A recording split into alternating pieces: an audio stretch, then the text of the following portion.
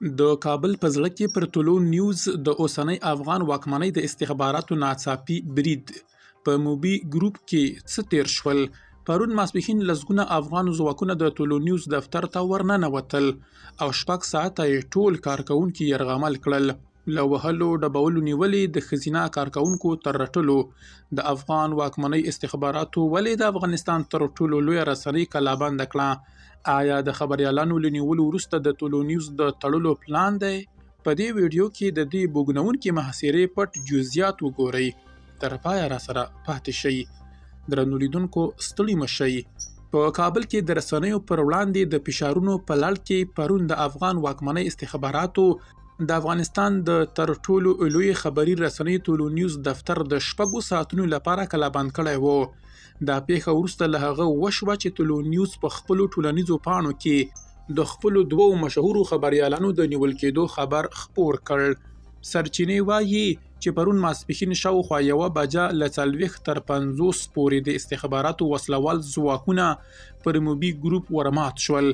استخباراتي ځواکونو په لومړي ګام کې د ټولو کارکوونکو موبایلونه غونډ او ټول یې په دفتر کې نظربند کړل.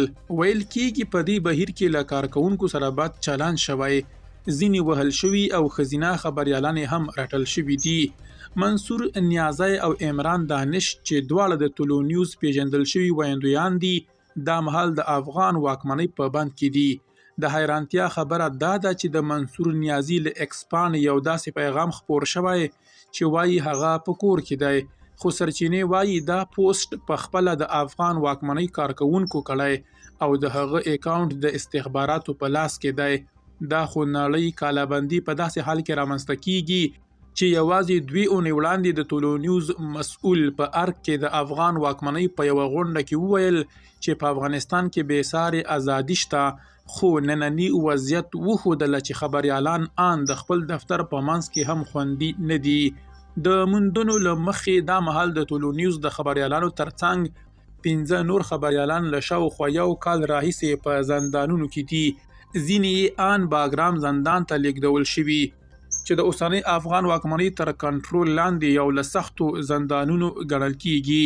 تاسو په افغانستان کې د رسنیو د دې وضعیت په اړه څه فکر کوئ؟